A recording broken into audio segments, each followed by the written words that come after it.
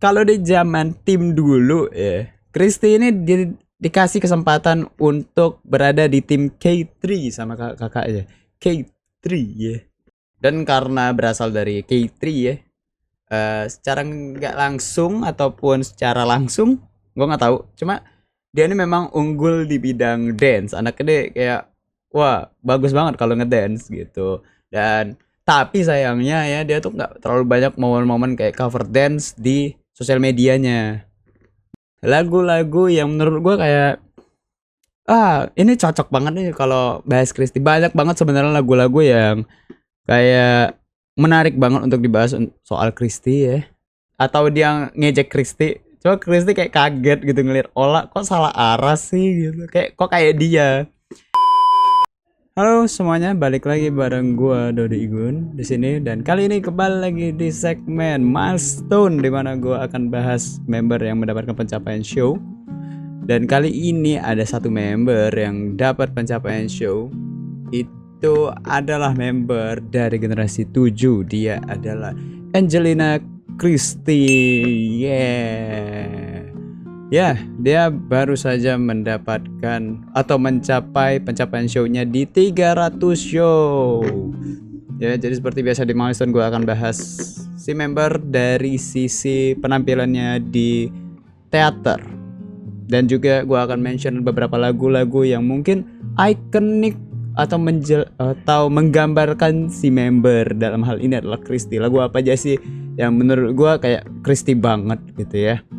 Dan kayak langsung merepresentasikan sosok Christie ataupun punya cerita dengan Christie lagu-lagu itu yang bakal di mention di sini. Dan juga pasti akan ada proyekan dari fanbase dan bakal ada ucapan juga untuk milestone-nya ke 300 show dari Christie. Ya, mungkin milestone gak begitu sebanyak atau sepanjang Birthday Girl kali ya. Videonya agak cenderung singkat karena pembahasannya juga terbatas. Jadi, let's go, kita mulai bahas Christie di Milestone. Siapa sih fans JKT48 yang nggak tahu sosok seorang Angelina Christie ya? Christie JKT48 itu siapa ya? Sekarang nggak tahu gitu. Wih, keren ya. Sosok seorang Christie itu udah sebesar itu. Udah menjadi sosok penting di JKT48. Nama besar di JKT48 dan sering mengisi posisi center dan menjadi andalan juga untuk mengisi posisi center. Itu menjadi apa ya, gambaran singkat seorang Christie itu seperti itu sekarang. Suka ngisi di beberapa off air mungkin, dia juga suka jadi center, ataupun kalau lagi show dia suka atau sering jadi global center juga kan di beberapa setlist. Itu hebatnya Christie sekarang. Christie ini baru mencapai 300 show, menyusul beberapa teman-temannya yang lain udah 300 show duluan di generasi 7 kayak Jessie, Mute gitu ya, yang pernah gue bahas di milestone-nya juga. Kali ini ada Christie di 300 show. Oh, Ola juga udah pernah ya gue bahas di milestone spesial ya. Kali ini Christie nih nyusul gitu di 300 show. Sebenarnya gue sempat mau rekaman 300 show-nya Christie ini, milestone Christie ini di bulan September. Karena kayak kelihatan kemarin, udah mulai deket rekaman. Gue udah mulai siapin jadwalnya, tapi ternyata gue ngeliat kayak kok Christie-nya malah nggak perform nih, nggak bakal. Kok nggak ada jadwal nih dari Christie untuk ngisi di setlist. Dan kebetulan kemana ada banyak event off air, dan Christie pun malah dipilihin untuk ke event off air, terutama yang di Jepang ya. Itu yang apa gue lupa. Pokoknya yang ini yang gue bahas di rekapan bulan September itu berangkat ke Jepang kan, dan dia ngisi di situ karena bareng-bareng sama member-member Flying High lain. Kok Flying High? Member-member Magic Hour lainnya gitu. Dan plus Ella ya. Jadi banyak ketundanya, dan untuk mencapai 300 dari 290 sampai 300 tuh kayak lama banget. Jadinya gue tunda nantilah biar enak pas deket-deket aja 300 gitu. Dan sekarang kesempatan untuk rekaman itu baru terrealisasikan di show-nya ke 298 ya. Jadi 2 show lagi, dan udah muncul juga di hari ini jadwal show sampai show dia yang ke-300 tuh udah muncul gitu loh. Jadi ya udah deh gue rekaman di hari ini. Karena kalau rekaman nanti bakal ketumpuk juga sama beberapa milestone yang akan datang. Karena banyak ternyata member-member sekarang yang udah mau mencapai milestone mereka. Kayak misalkan contoh ada Katy udah mau 100 show. Ada juga rentetan lain yang mau 100 show ya. Ada Chelsea tiba-tiba mau 100 show. Terus ada O'Neal yang mau berapa show ya? O'Neal 300 ya? O'Neal mau 300 show. Terus Indah tuh udah mulai deket-deket mau 200. Kayak banyak banget menurut gue yang udah mulai deket-deket mau milestone lagi gitu. Jadi ya kapan lagi kalau gue nggak sempetin sekarang, takutnya di bulan-bulan atau kalau mau deket banget sama tanggalnya takutnya tumpang tindih sama video-video lain gitu. Terutama nanti bakal ada birthday lain juga di akhir Oktober, awal November tuh kan banyak juga ya masih PR-nya gitu. Jadi gue sempetin buat rekamannya sekarang. Itu lebih tepatnya di 15 Oktober gue rekaman untuk 300 show-nya Christy. Ya, kembali ke Christy. Pembahasan kali ini juga gue agak batas-batasin ya, karena kita bakal ketemu lagi itu di bulan Desember, ulang tahunnya Christy. Jadi deket banget jarak ya. Dan seperti member-member lain yang milestone-nya deket sama ulang tahunnya, gue bahas ya sedikit aja bahas di milestone. Nanti di birthday gue akan lebih plong lagi, lebih banyak lagi yang bakal dibahas. Kali ini gue bahas kalau milestone itu terbatas di penampilan di teater aja ya, karena 300 show itu 300 show-nya teater kan gitu. Jadi seorang Dedek Kitty, salah ya, Nona Angel sekarang udah dewasa, udah bukan lagi anak kecil ya yang polos, yang nggak tahu apa-apa. Mungkin sekarang terlihatnya polos, tapi gue nganggapnya itu sebagai kayak sok-sokan polos ya, kayak pura-pura polos atau polos beneran gue nggak tahu. Coba ya, anaknya udah banyak yang udah banyak tahu hal gitu, udah bukan lagi bocilnya JKT48, dia udah jadi Ci Angel, Kak Christy ya. Kalau orang-orang lain dulu pada kayak bukan canggung, kayak merasa aneh gitu ya dengan sebutan Kak Christy, atau dulu sempat ada ceng-cengin Ci Angel. Sekarang malah umum banget ya ngelihat dia dipanggil Kak gitu, karena dia memang udah bukan bocil lagi sekarang gitu. Sosok member yang hampir bisa di semua lagu, itu yang bisa gue gambarkan dari seorang Christy kalau dia lagi perform ya. Dia tuh hampir bisa di semua lagu dalam artian genre ya. Mau itu lagu yang lucu-lucu dia masih bisa kok. Mau yang lagu yang agak flat dia bisa juga dengan ekspresinya. Mau lagu yang dewasa, wah sekarang dia udah bisa banget gitu. Bukan lagi kayak yang dulu yang dia masih kaku ataupun yang dia masih takut-takutan untuk mengekspresikan itu karena dia memang masih kecil ya, dan memang belum ada kesempatan saat itu. Dan sekarang udah banyak gitu kesempatan karena memang udah umurnya juga, dia udah bukan anak underage lagi kan. Dia sekarang 18 tahun dan bakal 19 tahun nanti di bulan Desember.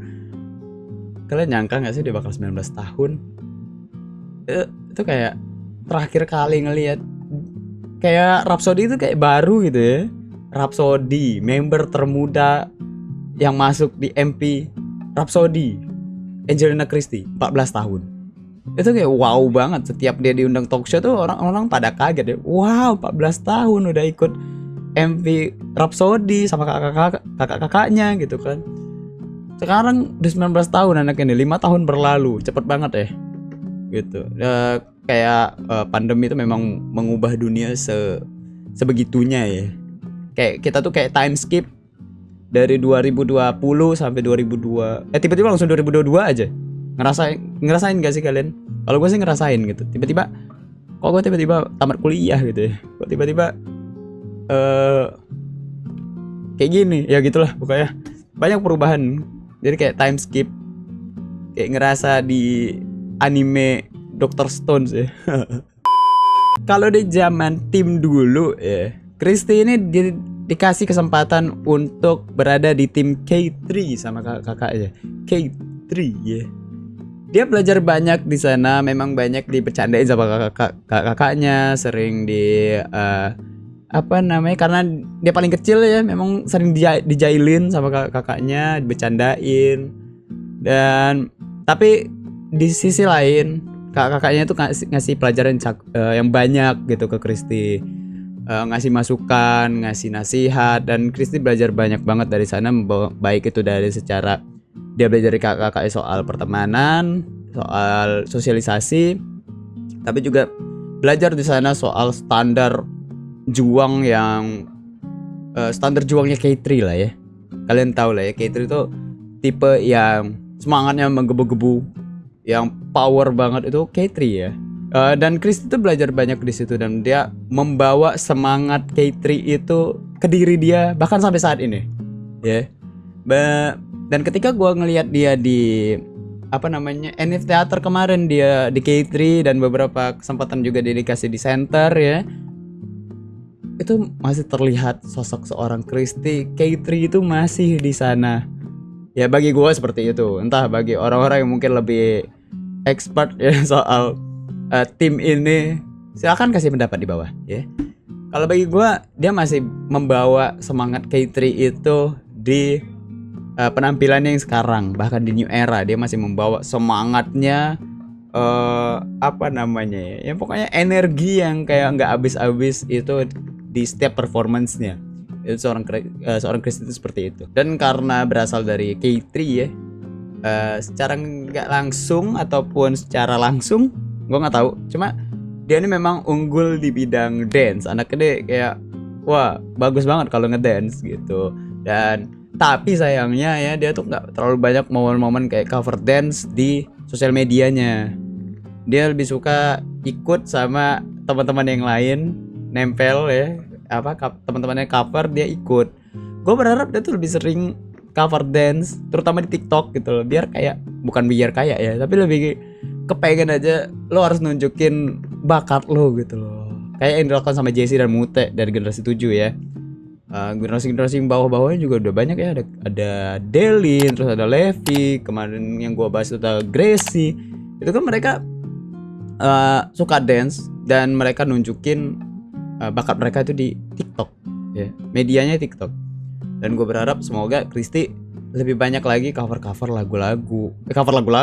dance gitu di TikTok ya. Gue lebih berharap seperti itu sih, biar untuk jadi lebih seru ya, dan biar lebih biar bisa mencakup lebih luas fans lain gitu ya. Karena TikTok itu kan seluas itu ya. Biar bisa Kristi itu dikenal sama orang yang non fans, orang awam. Jadi biar orang-orang tahu, siapa sih yang suka ngedance ini? Oh ternyata Kristi, ternyata dia member JKT48. Oh ternyata dia tuh adalah salah satu yang member yang suka ikut event ya gitu, dan salah satu yang suka dimasukin ke lagu-lagu yang seru-seru ya, seperti itu. Bisa jadi malah jadi orang tuh jadi ngosiin Kristi karena itu. Misalkan ditanyain, "Osi lu siapa?" "Oh, osi gue Angelina Kristi dari generasi 7. "Kenapa lu ngosiin Kristi?" "Oh, karena dia suka dance. Gue suka banget sama orang yang suka dance dan dance-nya bagus gitu." Ya siapa tahu gitu kan. Coba ya balik lagi, entah anaknya pede atau enggak, dan anaknya sempet atau enggak ya waktunya. Mungkin banyak di sana member-member sebenarnya pengen gitu ya, kayak cover dance atau segala macam. Mungkin ada banyak yang menahan mereka untuk gak buat gitu, entah dari pikiran mereka sendiri, atau mereka gak pede, ataupun gak ada waktunya. Itu bisa aja terjadi ya, ataupun gak ada tempat yang enak buat cover dance, kayak misalkan backgroundnya kurang bagus atau apa ya, kan banyak faktornya ya, seperti itu. Jadi ya tapi tetap gue berharap Kristi coba untuk sering cover dance di TikTok ya. Ataupun teman-temannya yang suka cover dance, coba ajak Kristi lebih sering, biar ya anaknya juga dapat gitu loh, menunjukkan bakatnya di media sosial. Nice. Selanjutnya itu bakal langsung bahas lagu aja, lagu-lagu yang menurut gue kayak ini cocok banget nih kalau bahas Kristi. Banyak banget sebenarnya lagu-lagu yang kayak menarik banget untuk dibahas soal Kristi ya, terutama lagu-lagu kayak unit song dan lagu-lagu K3. Mungkin juga ada beberapa yang menarik banget. Tapi gue akan bahas yang belakangan aja.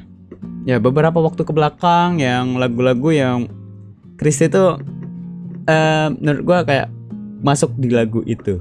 Yang pertama adalah Rhapsody, karena ini adalah Senbatsu pertamanya dia, dan dia menjadi member termuda di sana 14 tahun saat itu menurut gua salah satu lagu yang harus gua masukin ya. Rhapsody itu lagu yang penting di perjalanan Kristi menurut gua di situ, di Rhapsody itu. Selanjutnya itu gua akan pilih satu unit song itu dari setlist Ramune no Nomikata, itu adalah Vinland Miracle. Kenapa gua mention Vinland Miracle?